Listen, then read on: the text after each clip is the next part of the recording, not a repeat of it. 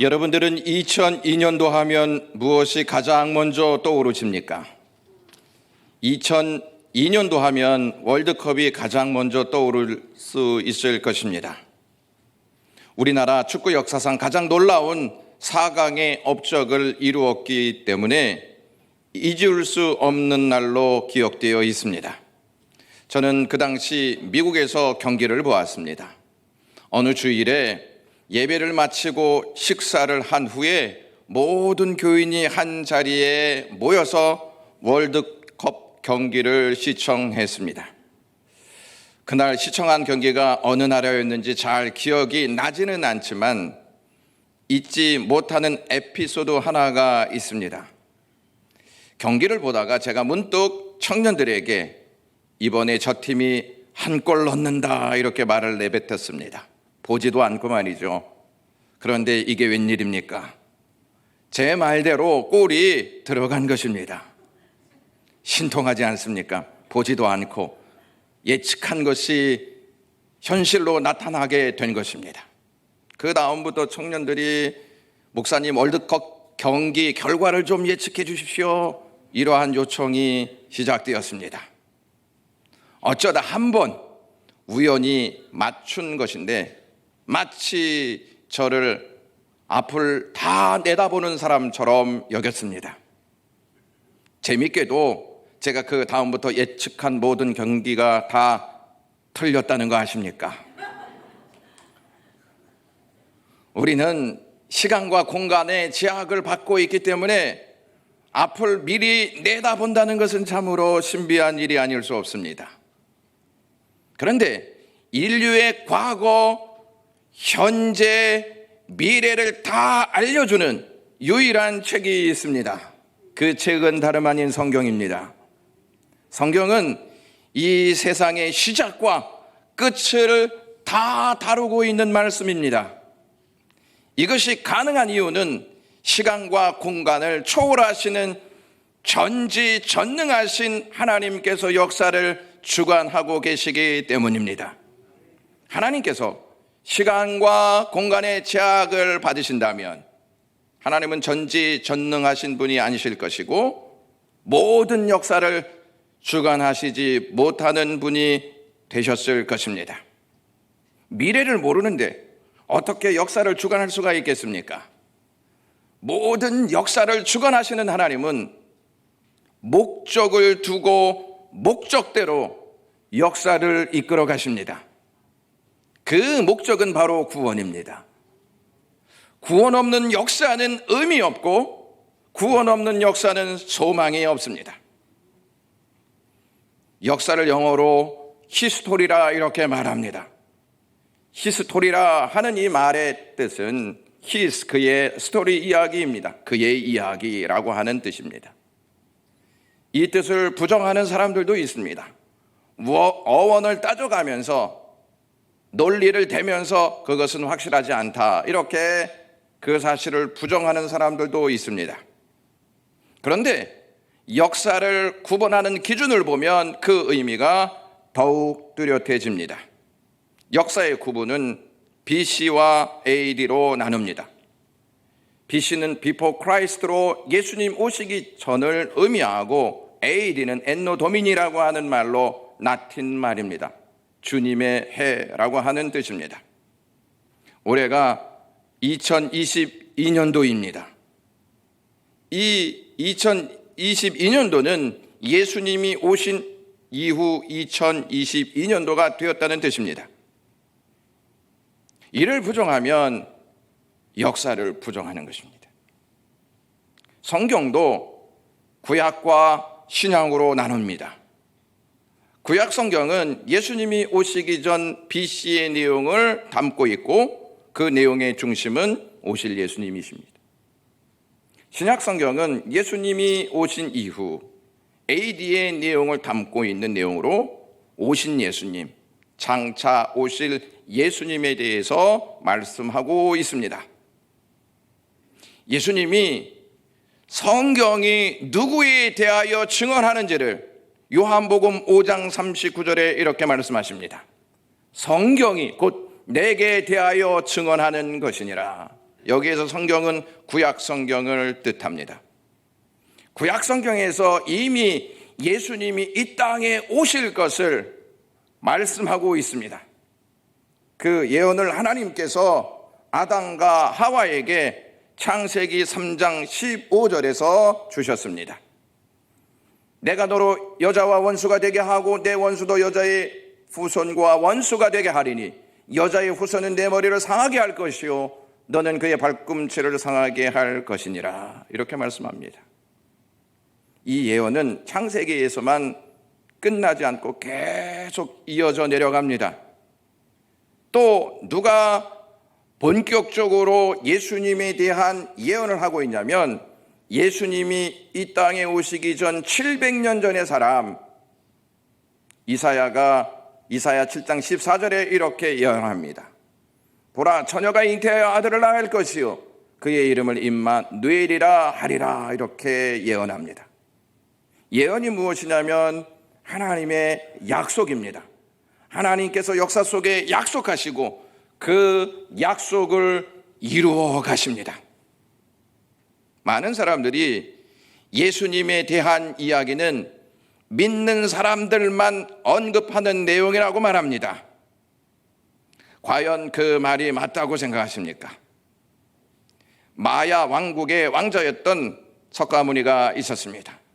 이 석가모니가 이 세상에 딱 태어나서 성장하였습니다.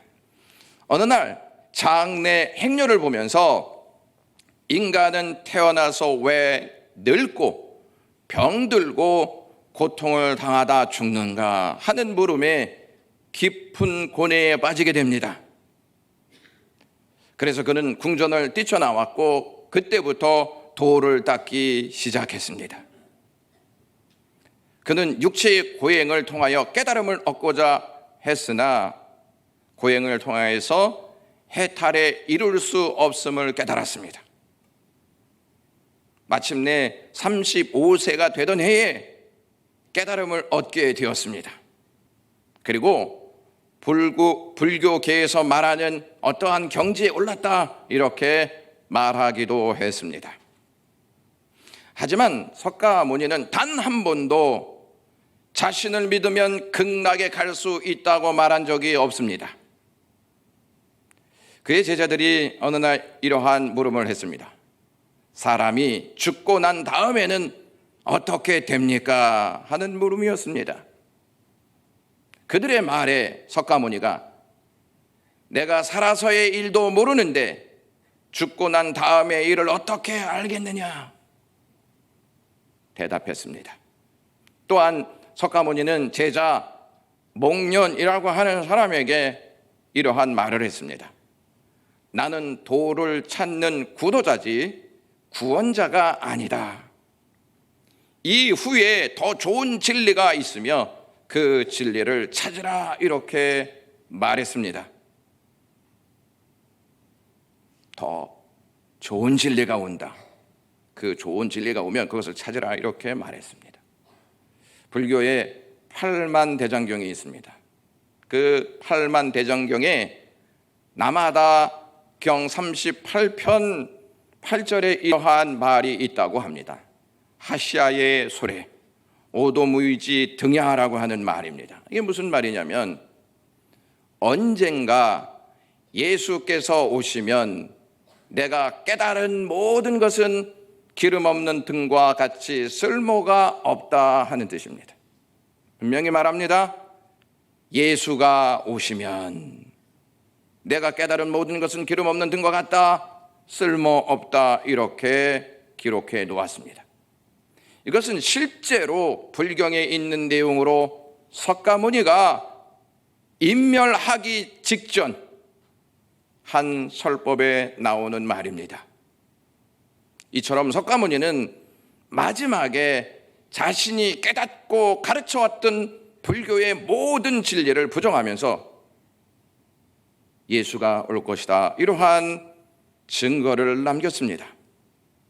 석가모니는 예수님이 오시기 500년 전의 사람이었습니다. 500년 이후에 예수가 온다는 예언을 했던 것이죠.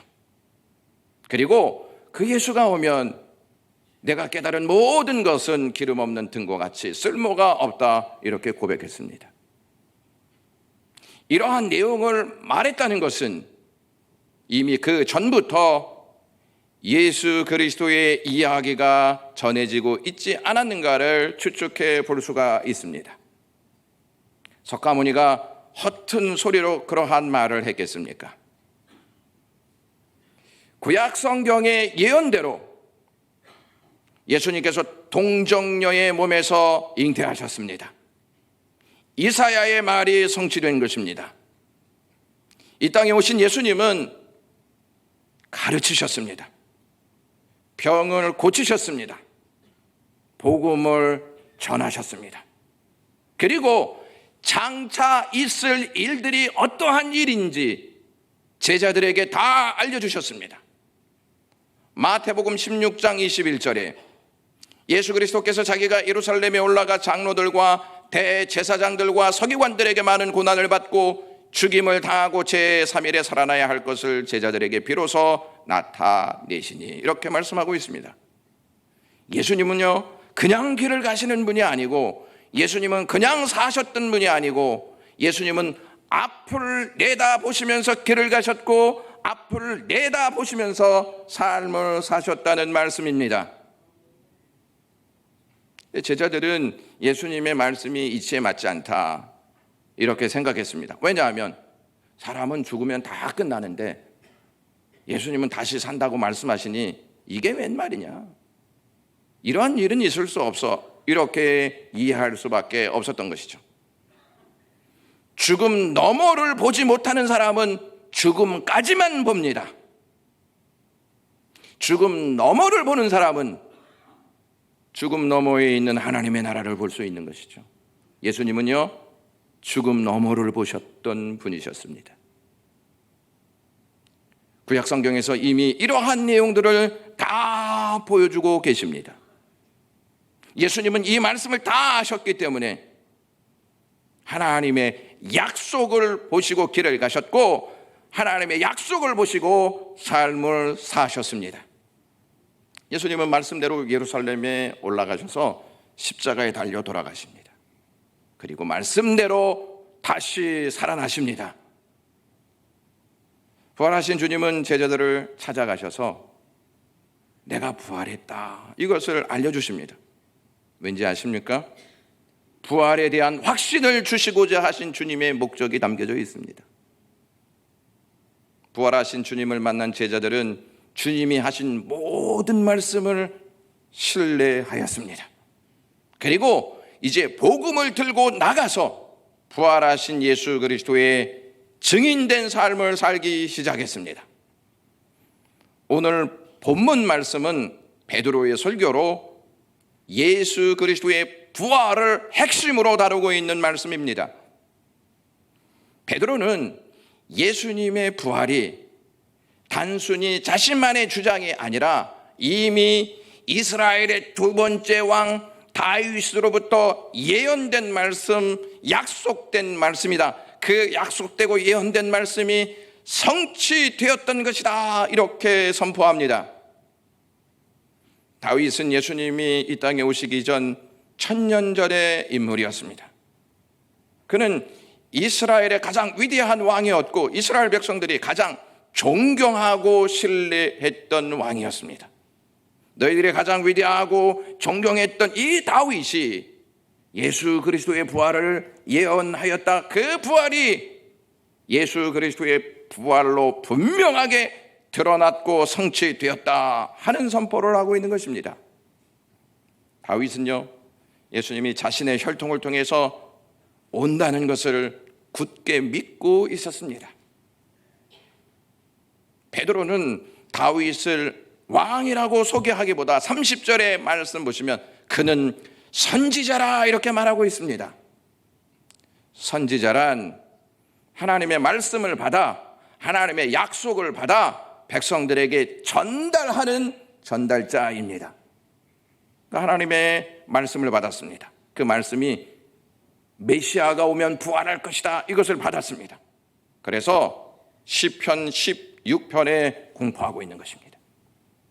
시편 16편 10절 말씀 보시면 주께서 내 영혼을 음부에 버리지 아니하시며 주의 거룩한 자를 멸망시키지 않으실 것임이니이다.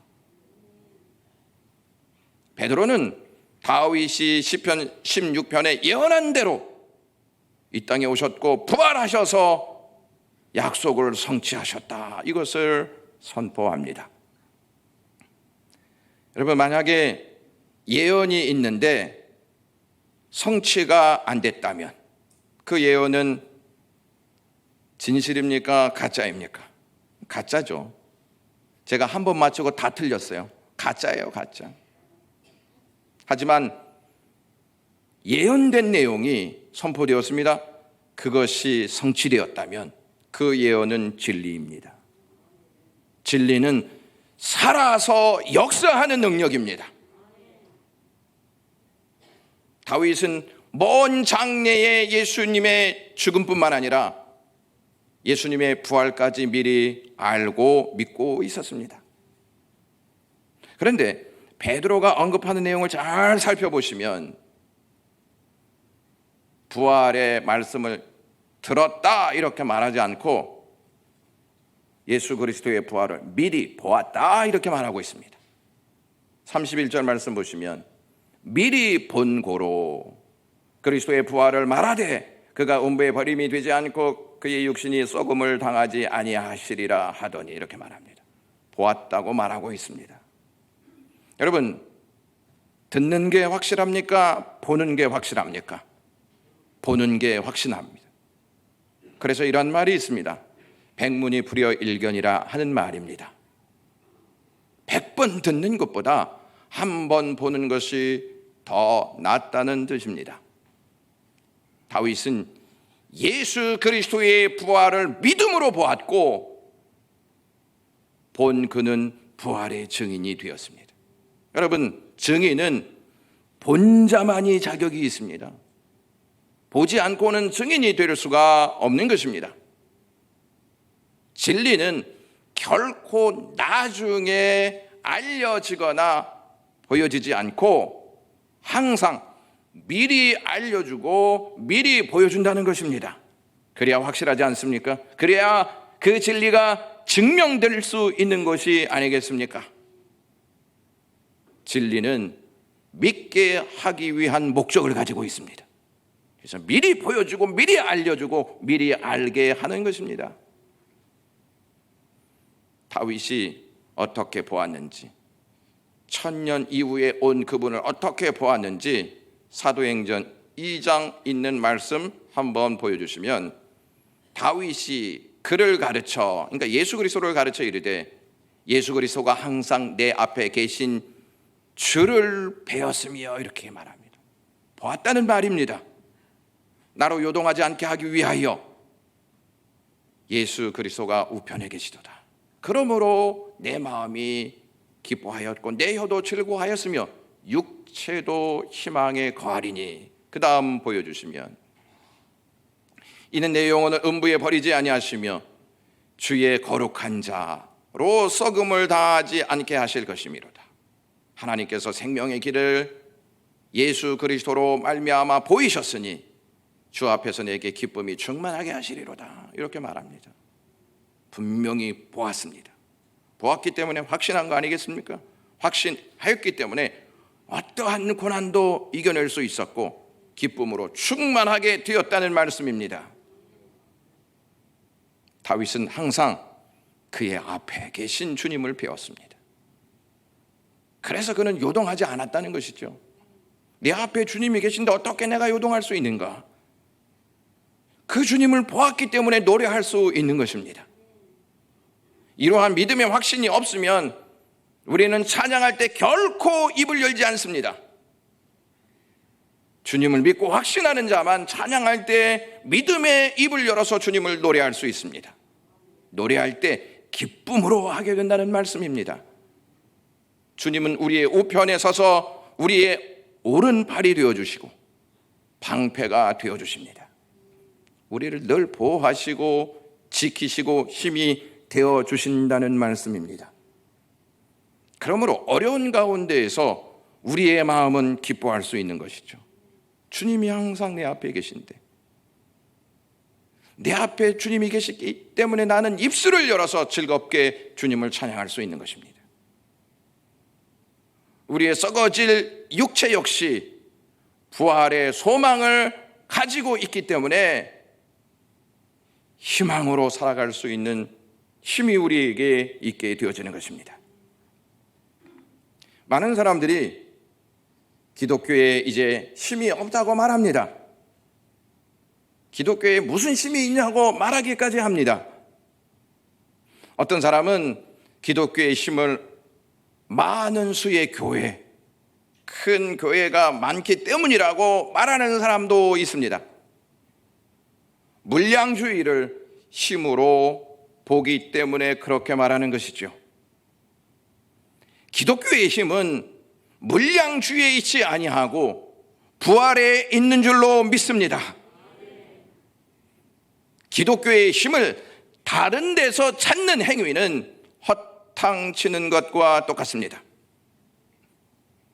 주님이 오시기 전까지 이 세상에서 가장 강력한 힘은 흑암의 권세인 죽음이었습니다. 흑암의 권세인 죽음을 이길 수 있는 자는 한 사람도 없었습니다. 그래서 모두 죽음 앞에 두려운 마음을 갖게 되었고 힘이 없어 무릎을 꿇게 되었습니다. 그러나 주님이 오심으로 더 이상 흑암의 권세가 그 자리를 차지할 수 있을 수가 없었습니다. 주님이 죽음을 이기시고 흑암의 권세를 이기시고 부활하셨기 때문입니다. 주님의 부활로 우리에게 두 가지 은혜가 임하게 되었습니다.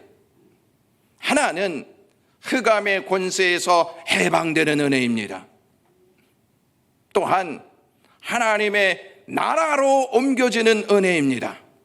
이것을 사도 바울이 골로새서 1장 13절에 이렇게 언급합니다. 그가 우리를 흑암의 권세에서 건져내사 그의 사랑하는 아들의 나라로 옮기셨다, 이렇게 말합니다. 흑암의 권세 아래에 있으면 하나님의 나라로 옮겨질 수 없습니다. 거기에서 건짐을 받아야만 하나님의 나라로 옮겨질 수가 있는 것입니다. 여러분, 이제 우리는 하나님의 나라, 흑암에서 해방되는 은총을 입었습니다. 그러므로 우리에게는 참된 기쁨과 참된 소망이 있는 것입니다. 2월에 여러분들이 잘 아시는 이어령 교수가 하나님의 부르심을 받았습니다. 하나님의 부르심을 받기 전에 김지수라고 하는 기자가 이어령 교수를 찾아가서 인터뷰를 하였습니다. 이어령 교수는요, 2017년도에 암이 발견되고 두 차례 큰 수술을 받았습니다. 그런 다음에 나는 항암 치료를 받지 않겠다, 이렇게 선언하고요, 마지막까지 책을 쓰고 강연하고 죽음까지 기록할 만한 다큐멘터리를 찍었습니다. 그는 인터뷰 기자에게 죽음을 기다리며 나는 탄생의 의미를 배웠네, 이렇게 말했습니다. 이 내용을 그냥 띄워주시고요, 여기에서 좀 순서가 달라야 되지 않은가 이런 생각을 해보지 않습니까? 죽음 다음에 탄생이라고 하는 것이 잘 어울리지 않지 않습니까? 탄생 다음에 죽음이면 어울리는데 죽음 다음에 그 사람은 탄생을 의미하고 그것을 전달하고 있습니다. 그는 죽음 앞에서 탄생을 본 것입니다. 그는 부활신앙을 가진 자였기 때문에 그렇습니다. 죽음을 앞두고 어두움을 본 것이 아니고 죽음을 앞두고 부활을 본 것입니다. 이어령 교수님이 그 기자와 인터뷰하면서 내내 이러한 말을 하면서 한박 웃음을 터뜨렸다고 합니다. 쫄지 마, 쫄지 마. 그런 이어령 교수와 대화하면서 그 기자가 남긴 말이 있습니다. 죽음이 이토록 아름다운 것인 줄 오늘 처음 알았다. 이어령 교수를 통해서 죽음을 본 것이 아니고 이어령 교수를 통해서 부활을 보았기 때문입니다. 부활을 만난 자는 참된 기쁨이 있기에 죽음 앞에서도 한박 웃음을 터뜨릴 수 있다는 것입니다. 사랑하는 영광교회 가족 여러분, 이어령 교수가 한 말대로 세상 앞에 쫄지 마십시오. 고난 앞에도 쫄지 마시고 질병 앞에도 쫄지 마십시오. 다윗의 고백처럼 항상 우리 앞에 살아계신 예수 그리스도가 계시기 때문입니다. 여러분, 길을 묻는다면 살아있는 사람에게 묻겠습니까? 죽은 사람에게 묻겠습니까? 살아있는 사람에게 묻는 게 당연하죠. 죽은 사람이 어떻게 길을 알 수 있겠습니까? 여러분들의 인생을 살아계신 예수 그리스도께 물어야 되는 게 아니겠습니까? 다른 종교는 다 죽어 있는 상태입니다. 죽은 자에게 묻는 것은 무지한 자의 소양 아니겠습니까? 살아계신 주님을 확신한다면 인생의 문제와 인생이 가지고 있는 고민을 살아계신 주님 앞에 가지고 나와서 묻는 것이 지혜로운 자의 모습입니다. 다른 종교에는 없고 기독교에만 있는 것이 있습니다. 부활입니다. 만약에 다른 종교의 부활이 있다면 기독교만 진리라고 말할 수 없습니다. 기독교에만 부활이 있다는 뜻은 기독교에만 구원이 있다는 것입니다. 살아있는 자만 구원할 수 있지 죽어있는 자가 어떻게 구원할 수 있겠냐 하는 것이죠. 부활은 하나님의 약속이었습니다. 그 약속이 이루어짐으로 구원이 성취되었습니다. 부활이 없다면 구원도 없습니다. 죽은 사람이 어찌 다른 사람을 구원할 수가 있겠습니까? 살아있어야 구원할 수 있는 것 아니겠습니까?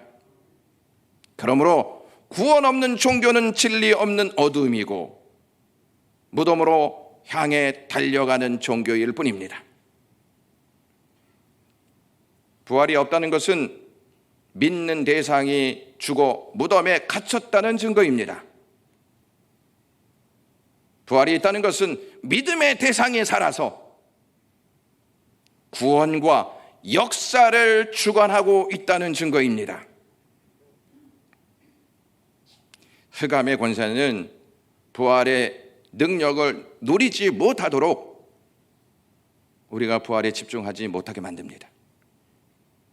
부활에 집중하지 못하면 자연스럽게 부활을 누리지 못하는 것이죠. 부활을 누리지 못하면 세 가지가 우리의 삶 속에서 힘을 발휘하지 못합니다. 그 세 가지가 무엇이냐면 다윗이 말했던 것처럼 기쁨과 희망과 그리고 주의 거룩한 자로 썩음을 당하지 않게 하실 소망입니다. 기쁨과 희망과 소망을 다 빼앗겨버리면 우리 인생은 힘이 없는 것입니다. 그리고 증인된 삶을 살지 못합니다. 확신하지 못하는데 어떻게 예수님이 부활하셨다고 외칠 수가 있겠습니까? 그 흑암의 권세는요, 집중적으로 우리의 마음을 공격합니다. 왜? 부활의 능력을 누리지 못하게. 이러한 마음을 계속 주는 것이죠. 야, 주님이 너와 같은 사람에게 관심이 있을 줄 알아?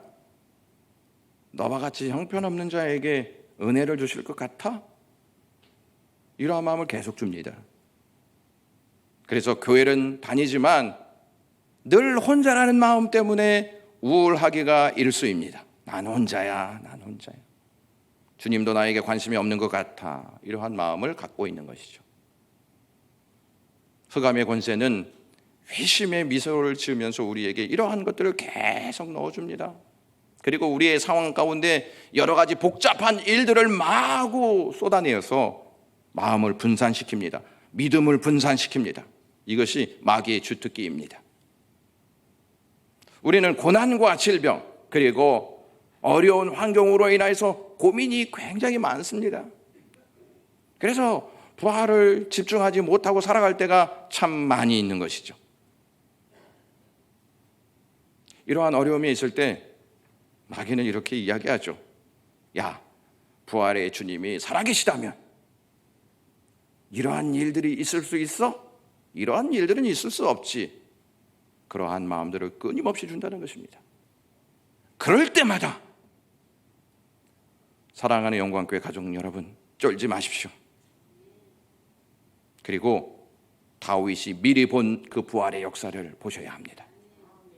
사도행전 2장 25절에서부터 28절 말씀 읽고 말씀을 맺도록 하겠습니다. 다 같이 읽겠습니다. 다윗이 그를 가르쳐 이르되 내가 항상 내 앞에 계신 주를 배웠으며 나로 요동하지 않게 하기 위하여 내가 내 우편에 계시도다. 그러므로 내 마음이 기뻐하였고 내 혀도 즐거워하였으며 육체도 희망에 거하리니 이는 내 영혼을 음부에 버리지 아니하시며 주의 거룩한 자로 썩음을 당하지 않게 하실 것이미로다. 주께서 생명의 길을 내게 보이셨으니 주 앞에서 내게 기쁨이 충만하게 하시리로다. 아멘. 기도하겠습니다. 하나님